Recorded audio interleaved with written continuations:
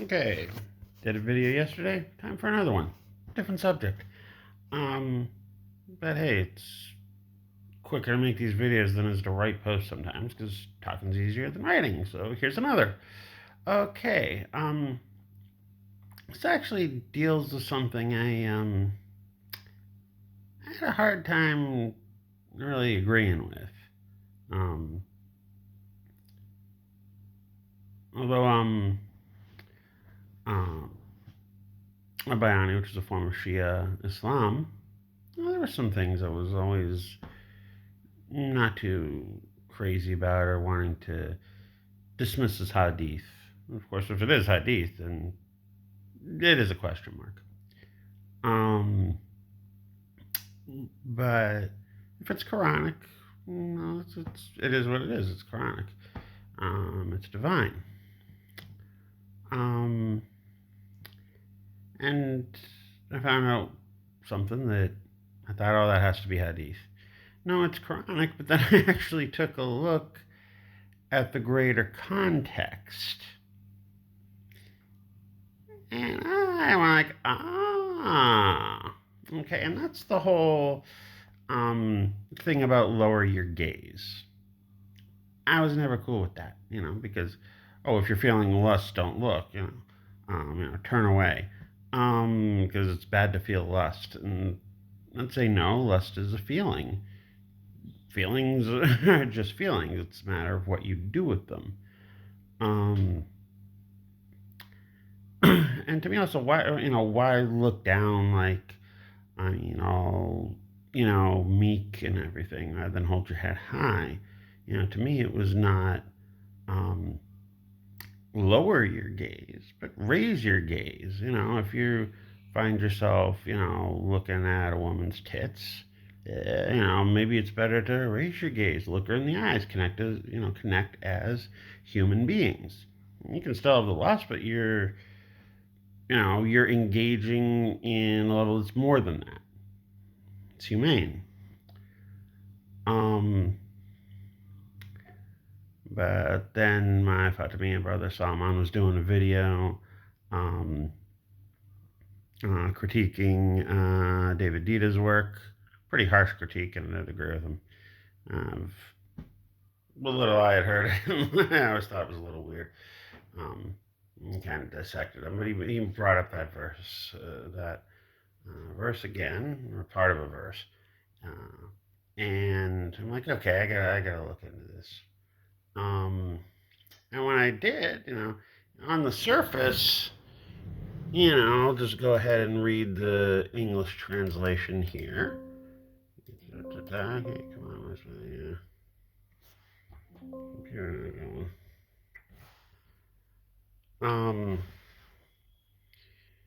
Okay, my computer's down for whatever reason. Um, Maybe I'll bring it back up, but it talks about lower your gaze, guard your chastity. And I'll admit, I'm not a saint in that department. But oh, here we go. Okay, it's working now. Cool. But it's pretty looks pretty straightforward. Um, the verse itself is from Surah 24, verse 30. O Prophet, tell the believing men to lower their gaze and guard their chastity. That is pure for them. Surely Allah is all aware of what they do.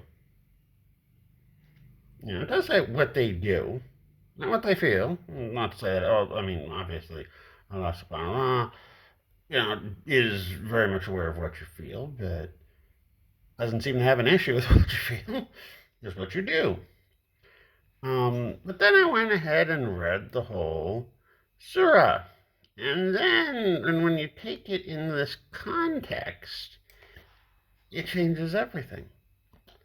Um, you could say that it's so at least the first half of it is about chastity, fornication, adultery, etc. But actually, it's not so much about that as it is about the jurisprudence of accusing people of sexual misbehavior. And frankly, I mean, there's so much, you hear so much about, um, the Western media just loves to make a thing about how these honor killings and, um, Muslim countries because, fathers will kill their daughters because they're not a virgin anymore and they're not married and all that kind of crap. I'm not saying those things don't happen, but they are definitely not Islamic. As a matter of fact, if you read this surah, um, at least the first half of this surah, um, it's basically, it would be almost impossible if you're faithfully following it to prosecute anybody, especially a woman, for sexually inappropriate behavior. Because what you have to do if you're going to accuse her of fornication, it does say give 100 lashes, but it also says, I'm getting to it, those who accuse chaste women of adultery, maybe adultery means fornication here, maybe not, I don't know. Are they talking about just, sleeping around, or are they talking specifically about cheating? Usually adultery means cheating. Um, some people interpret it to, any sort of extramarital sex, or premarital sex. Um, it says, those who accuse chaste women of adultery and fail to produce 4 witnesses, give them 80 lashes each, and do not ever accept testimony from them, for they are indeed rebellious. So, I mean, if you do have a sexual indiscretion, how are you going to get 4 witnesses to prove that about somebody? I mean, usually when, you're having some sort of sexual indiscretion, you're doing it behind closed doors, you're going to get 4 witnesses to this. You need to be just like banging out in the public square here. Okay? Getting 4 witnesses, unless those witnesses are lying, ain't gonna happen. Okay? Ain't gonna happen. Unless you get some like fetish for, doing it in public because of the risk of getting caught. Nah, not gonna happen.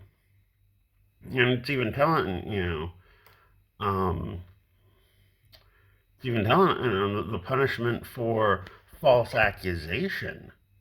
It doesn't. It just says, those who accuse Chase of adultery and fail to produce 4 witnesses. And obviously, you're kind of, if a woman was getting around, the guy's also kind of condemning himself if, the one who sleeps with her does the testifying. So you're going to have to get 4 witnesses who haven't slept with her to say that they saw her screwing someone else. Yeah, good luck with that. So in a way, I find this very protective of women. you know, um, and then it goes on to say, and those who accuse their wives of adultery but have no witness except themselves. This is okay. So this is only for your wife if she's cheated on you. Okay. The accuser must testify, swearing 4 times by Allah that he is telling the truth, and a 5th oath that Allah may condemn him if he is lying. However, right after it said, for her to be spared the punishment, she must swear 4 times by Allah that he is telling a lie, and a 5th oath that Allah may be displeased with her if he is telling the truth. So if he testifies that she cheated, but then she testifies that she didn't, she is spared her punishment. And so again, this is making it very, very hard. If you're being faithful to the letter of the law here, to punish a woman for sexual indiscretion. And when you look at that, and even says, indeed those who came up with that outrageous slander are a group of you do not think this is bad for you, rather that it is good for you. They will be punished according to their share of the sin. So it's saying, like, you get some penance coming up with Allah if you go around making up this stuff or conspiring with anybody to lie, etc. And so I think when we get down, and it's going constantly, and there's many verses talking about heinous slander. Okay, so the surah, isn't so much about sexual indiscretion as it is pointing fingers about sexual indiscretion. I think that's really key here. And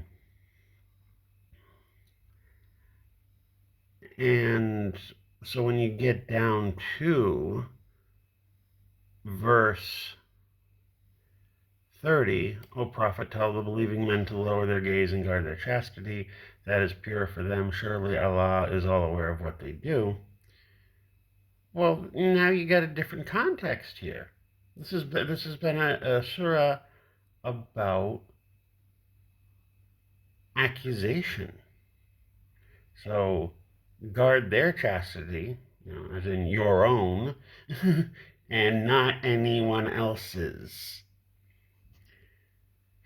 But I'm going to give a different possible interpretation here to lower their gaze, lower your gaze. Again, this is not about. This is really, when you look at this chapter, it's about the jurisprudence surrounding accusations of sexual indiscretions, much more so than it is about the indiscretions themselves. So let's put lower their gaze, not in the context of looking at a woman as a guy, or a lesbian, I guess, but as an accuser. And then the meaning shifts. And since this was influenced by, at least I got the idea for this video after watching another video from Brother Salman Sheikh.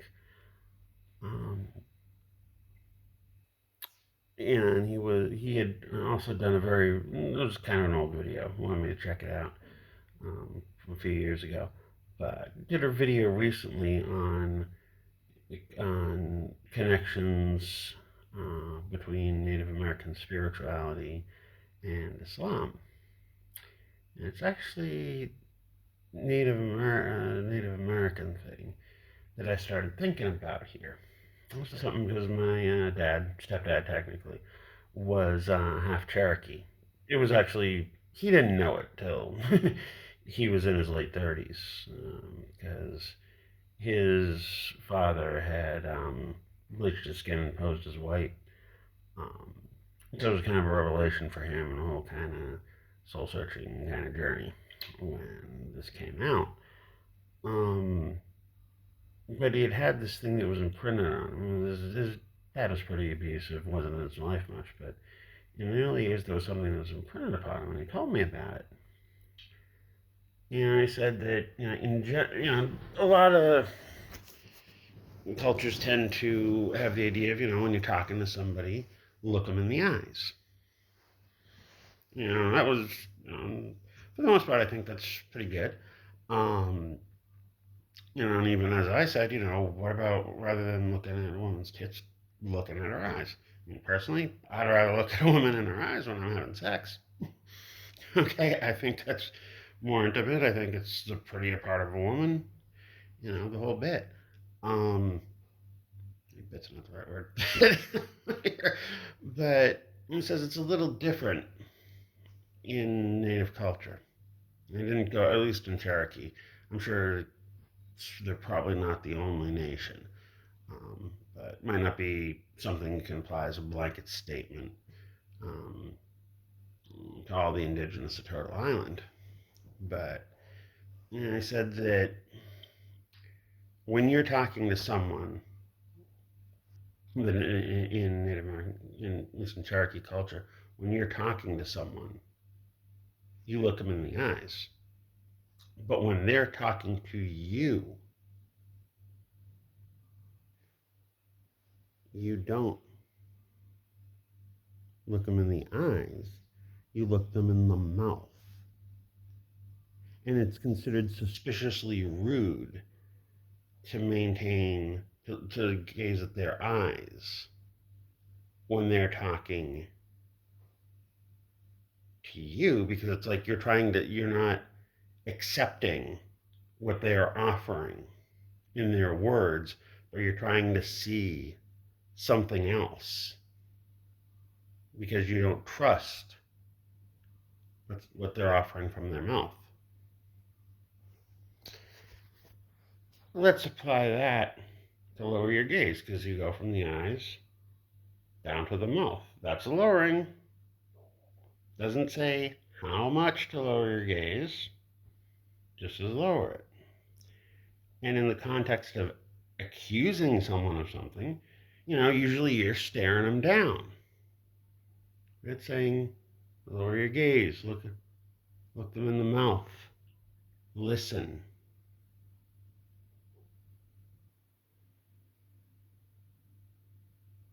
Listen to what they're saying. Don't try to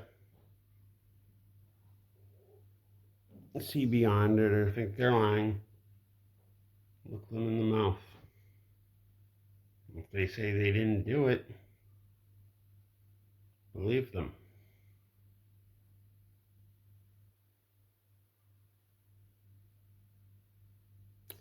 Now, I'm not a Islamic or Quranic scholar, but Allah subhanahu wa ta'ala gave us a brain to think about these things. So these are my thoughts. Hope it works for you.